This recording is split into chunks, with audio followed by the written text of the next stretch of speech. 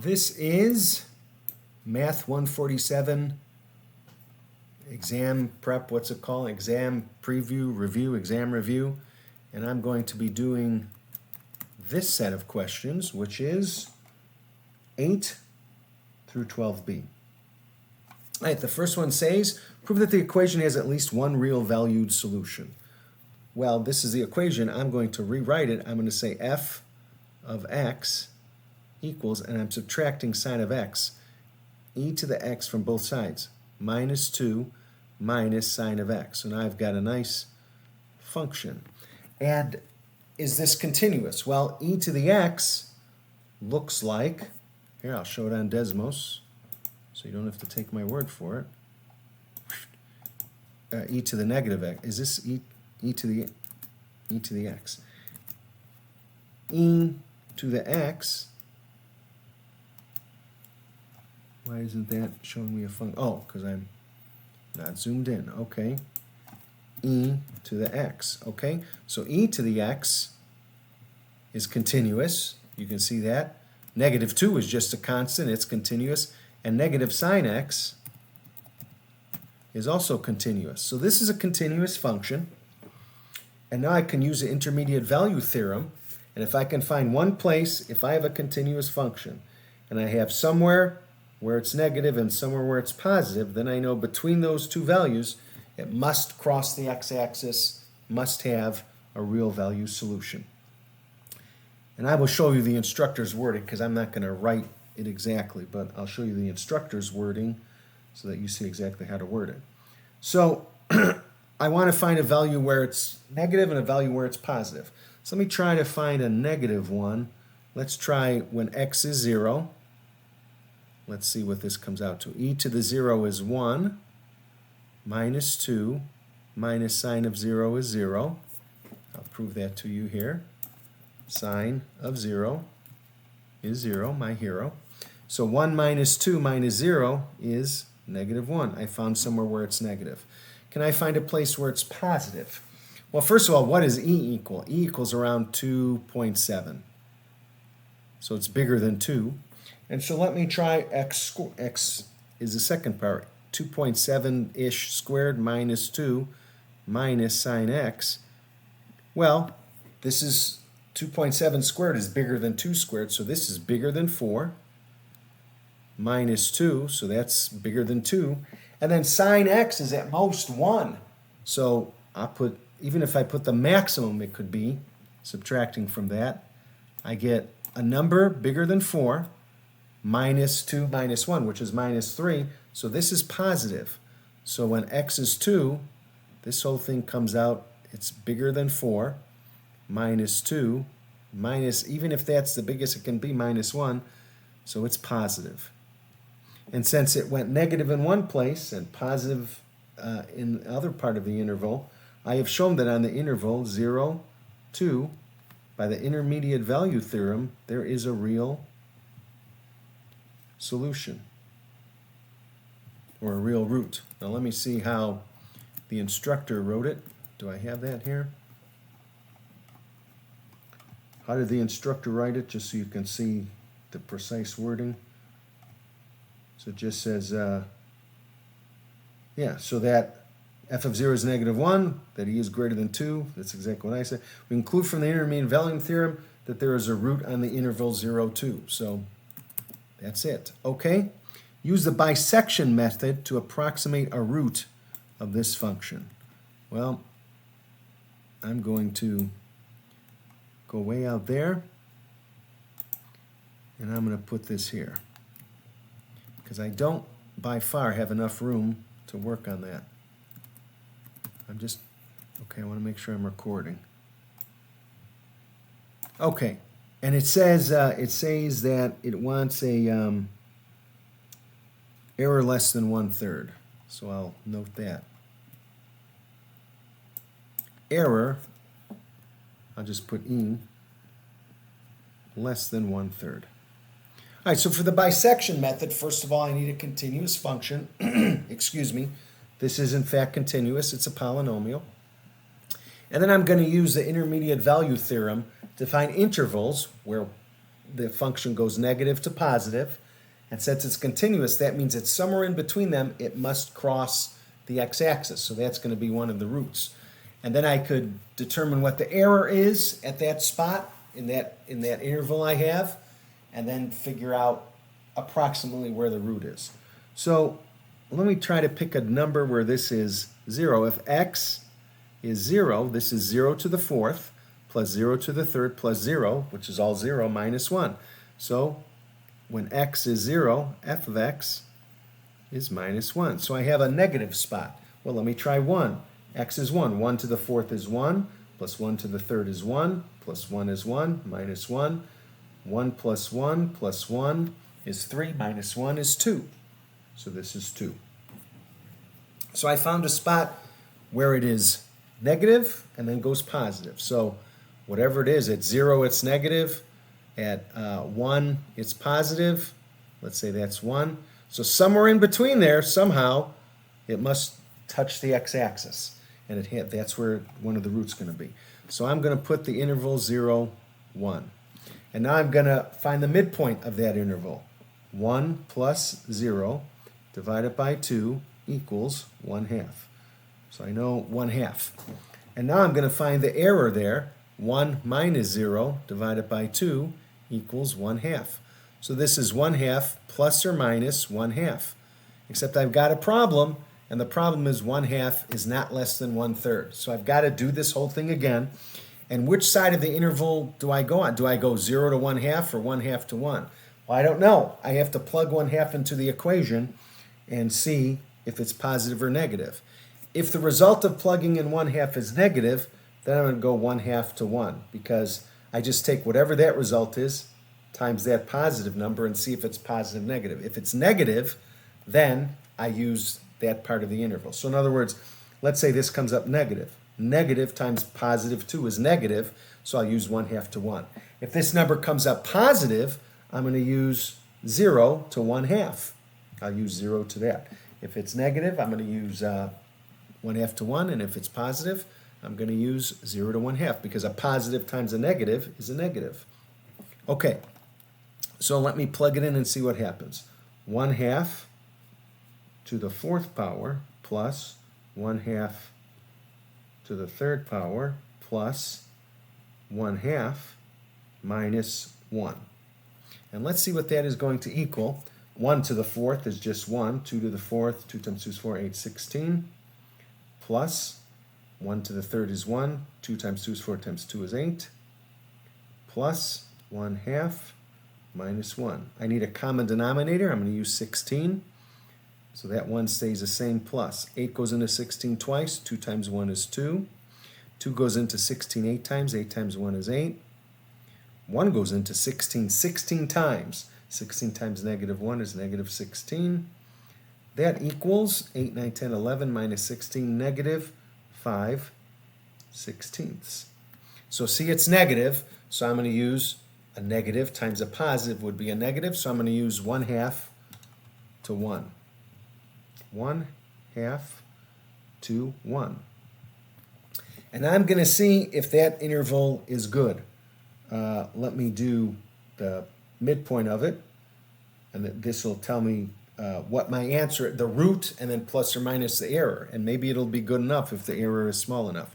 So I'm going to do 1/2 plus 1, which is 2/2, divided by 2, equals 1/2 plus 2/2 is 3/2, divided by 2. And if I'm dividing by a number, which is like 2 over 1, I flip it and multiply. So 3/2 times 1/2 equals 3/4. So 3/4 is a possible answer. And now I'm going to see if the error is small enough. I'm going to do 1 minus 1/2. Actually, I should have written 1 as 2/2. I want to write that right so it doesn't look like it's all part of that minus sign. 2/2, which is 1, minus 1/2. 1 minus 1/2 over 2. 2/2 minus 1/2 is 1/2, divided by 2, which is like 1/2 times 1/2, which is 1/4. So it's 3/4 plus or minus 1/4. And that's good enough, because 1/4 is less than 1/3. And so 3/4 plus or minus 1/4 is the 0. I've got an error that's small enough. Now I will show you that this in fact is approximate 0. Isn't that what it said? It said, where is this? Use a bisection measure to approximate a root. So I've approximated the root at 3/4 plus or minus 1/4. And let me actually add the equation in. What was it? X to the 4th plus x to the 3rd plus x minus 1. And I can see that one root is at 0.61803. So I have 3/4, 0.75, which it should be in the interval of 1/2 to 1. So 0.75 is pretty close. It's in the right interval, and it's my error is 1/4, so plus or minus 0.25. So I'm either from 1 to 1/2. Yeah, so it's fine. It's a pretty good approximation. I just wanted to show you that that worked. So the answer to this one is 3/4 plus or minus 1/4. And I think the next question is exactly the, well, similar. I have to use the same kind of a thing. And I think the error is even the same level. Okay, I've got to find where I got to get more room here, more space. Okay. All right, the next question says use the bisection method to approximate, this is supposed to be, I'll rewrite it, the 4th root of 5. For some reason, when I turn these into images, they didn't come out right. So the 4th root of 5. So how am I going to do that one? I guess I'll do that one over here. So if I have the 4th root of 5, I've got to figure out a function that's a root of. So I have x equals the 4th root of 5. Well, let me try to turn that 5 into just a number. So I'll raise both of those sides to the 4th power. X to the 4th equals 5. And then I subtract 5 from both sides. X to the 4th minus 5 equals 0 or equals f of x. So, okay, I've got a function. That's the function. And so now that is a continuous function because it is a polynomial. X to the 4th minus 5 is a polynomial. It's continuous. The intermediate value theory applies. So all I have to do is find an x value, two x values, one where it's positive, one when it's negative, and then start checking intervals. And again, it wants an error less than 1/3. All right, let me try this. Let's see. Well, I can use 0. Well, I could use 1. 1 to the 4th, when x is 1, y is 1 to the 4th is 1, minus 5 is minus 4. So that's negative. And then let me try 2. When x is 2, 2 times 2 is 4, 8, 16. 16 minus 5 is 11. So that's good. I've got an interval of 1 to 2. And now let me find what the midpoint of that is. 2 plus 1 over 2 is 3/2. And what's the error? 2 minus 1 over 2 equals 1/2. Well, 1/2 is not less than 1/3, so I'm not finished. But it's 3/2 plus or minus 1/2 is the first approximation. And now I'm going to plug 3/2 back into the equation. 3/2 to the 4th power minus 5, and see what that equals. 3/2 to the 4th power, 3 times 3 is 9, 2781. And 2 times 2 is 4 times 8, 16. 81/16 minus 5 over 1 equals 81. I want it all over 16, so 1 goes into 16 16 times. 5 times 16 is 80 equals negative 1/16. Okay, so that's a negative number, and remember, 2 had the positive one, so negative times positive. So this is going to be 3/2 to 2, because I always want the result times the result of whichever end of the interval I'm using to be negative. So negative times positive, so I use 3/2 to 2. 3/2 is 1.5. Now let me see if that's sufficient. Check out what the midpoint is. 3/2 plus 4/2 equals, divided by 2, equals 7/2 divided by 2 equals 7/4. Something seems amiss here. Let's see. I just remember what the numbers are supposed to be, and something has not come out right. So that was negative 1/16 negative. So I go 3/2 to 2. 2 times 2 is 4, 8, 16 minus 5 is 11. 1 minus 5 is minus 4. Let me check something before I get myself too off track here. I just want to look at the teacher's thing and see where I went wrong. I might have gone wrong somewhere. Yeah, it's a pope.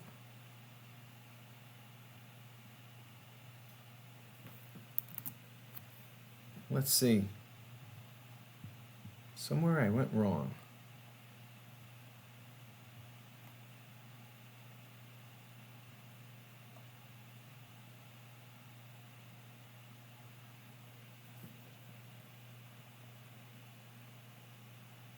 Oh, no?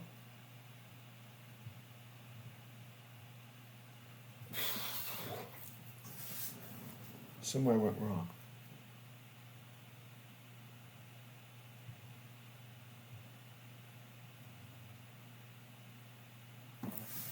Let's see. I'm just checking this out. Bear with me. I know the video is getting messed up, but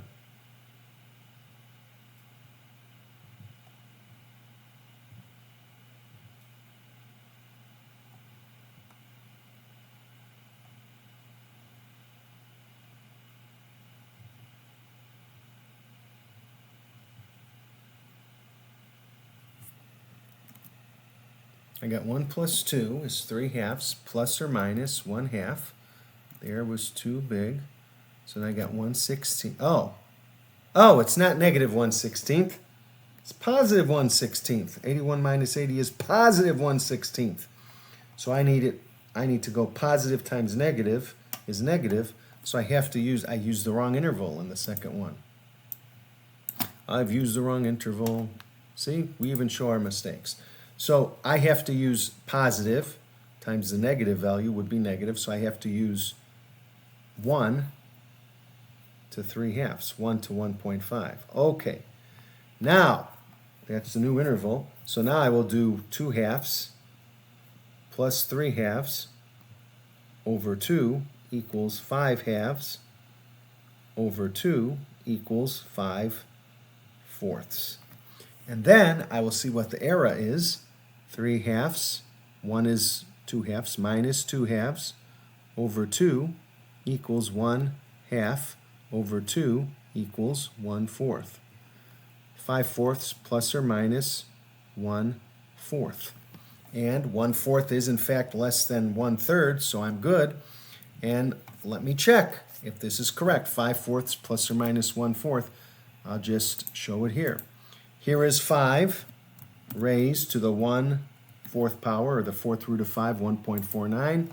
And here's 5/4 is 1.25 plus or minus 1/4. Well, 1/4 is 0.25, so plus, not 25, plus 0.25. Wait a minute, why is it doing that? 0.25 is 1.5, and see, so there it is. It encompasses it. Here's 5/4 minus 0.25.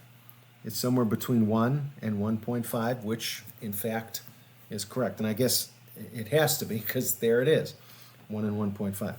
So it's 5/4 plus or minus 1/4, and that is sufficient. I guess it's already checked. You can see it's between 1 and 1.5, and the actual value, I don't know why I didn't think of that, is 1.49.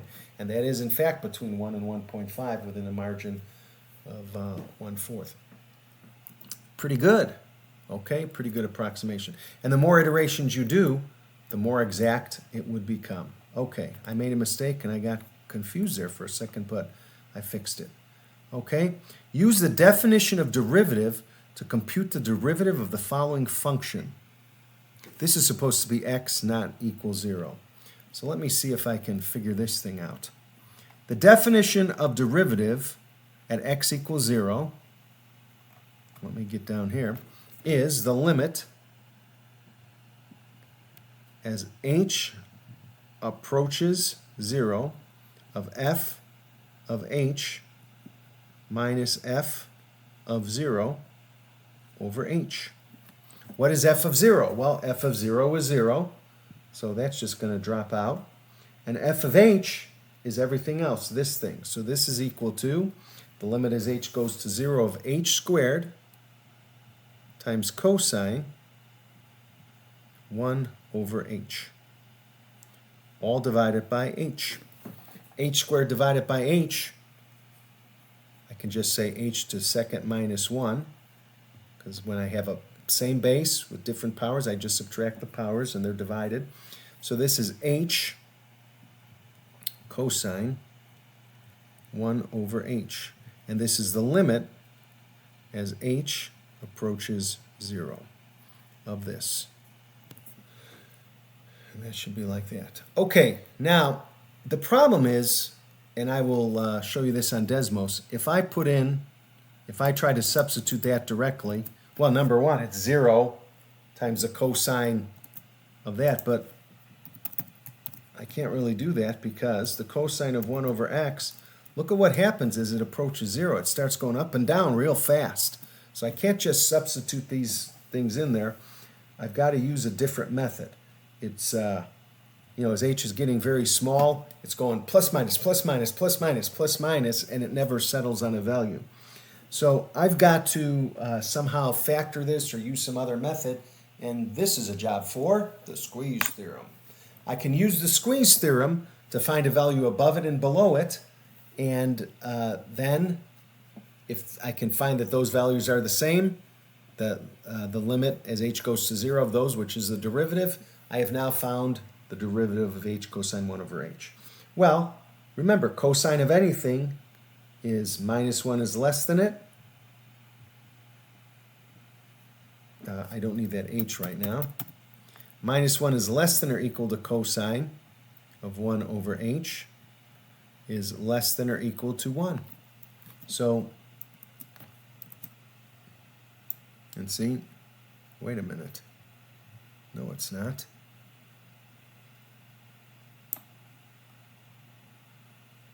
Oh, I'm looking at the x values. Yes, it is. I thought it was going beyond 1 and negative 1. I thought I had done something wrong. Okay, so it goes between 1 and negative 1. Now, h is getting really tiny, and notice how cosine keeps flipping its sign. It's going up and down and up and down and up and down. And the closer you get to 0, it's going really fast up and down, so it might change its value. So to ensure that doesn't happen, I'm going to multiply this. It's approaching h from the left and from the right. So I'm going to multiply both sides by the absolute value of h. So this is times absolute value of h times absolute value of h. So I get negative absolute value of h is less than or equal to h cosine 1 over h. So once I multiply by h, I want to make sure the sign's not changing. So that's why I do that absolute value of h. Less than or equal to absolute value of h. Remember, this is the definition of the derivative, so I take the limit as x, or h rather, approaches 0. Well, I can't figure this one out because of that constant fluctuation, but this one I can. As h approaches 0, negative, I can just plug it in. Negative's absolute value of 0 is 0. Less than or equal, whatever that is, less than or equal, absolute value of 0 is 0. So since this is in between 0 and 0, it must be 0. So by the squeeze theorem, this one, definition of derivative, compute the derivative of a following function at x equals 0, it's 0 by the squeeze theorem. Okay, I've got two more. This says determine whether or not each of the following functions is differentiable. Well, it has to be continuous. So it's got to be continuous, and then which means a left-handed limit has to equal the right-handed limit, and then it's also got to be differentiable, which means the left-handed derivative has to equal the right-handed derivative. Both of those things have to be true. The limit, left-handed limit, right-handed limit equal means it's continuous. Left-handed derivative equals right-handed derivative means the derivative exists. So I've got to check both. So let me first do this one. Determine whether or not each of the following functions is differentiable in the point x equals 0. In each case, explain why or why not. Well, let me check the limit. I need the limit. This is the limit as x approaches 0 from the left, because it's less than 0. And that is 0 squared plus 1 equals 1. And here's the limit as x approaches 0 from the right. When it's bigger than 0, it's 0 squared minus 1, which is minus 1. Since the left-hand limit and the right-hand limit are not equal, these two are not equal, limit x approaches 0 from the left does not equal limit x approaches 0 from the right. Therefore, I guess you put 3 dots for therefore, there's no limit. And therefore, it's not continuous.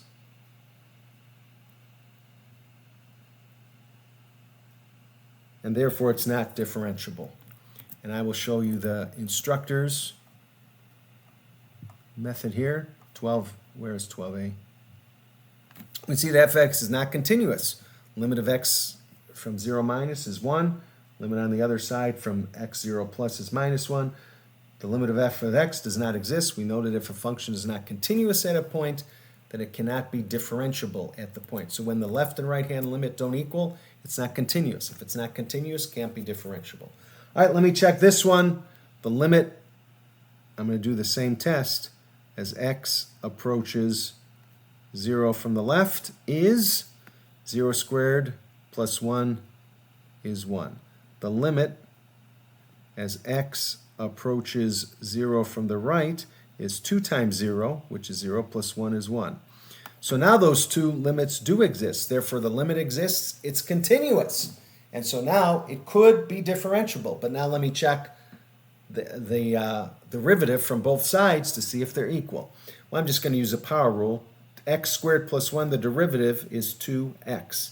I just take the power of x, put it in front, and then subtract 1 from the power of x. And then derivative of 1 is 0. The derivative of a constant is always 0. And then 2x plus 1, the derivative of this is 1. So 1 times 2 is 2. X to the 1 minus 1 is x to the 0, which is 1, so it's 2. So the derivative f prime x here is 2x, and f prime x here is 2. Well, let's see what happens when I put in 0. When I put in 0 for x, at x equals 0, 2 times 0, boy, my writing is not good. 2 times 0 is 0. And on this side, the derivative of 2. So since the derivative of one part doesn't equal the derivative of the other part, the derivative doesn't exist. It's not differentiable. And I'll show you how the instructor mentions it. Well, the instructor uses the limit definition of derivative. I just take the derivative with the power rule. And it says that it's 2. Since these limits do not agree, in other words, these limits, this is the definition of derivative. Since these limits do not agree, I just took the derivative with the power rule. We conclude that f of x is not differentiable at x equals 0. Okay, so that's 12a, 12b, and I think that's it for this sheet. All right, that's all for the rest of these. This was 8 to 12b.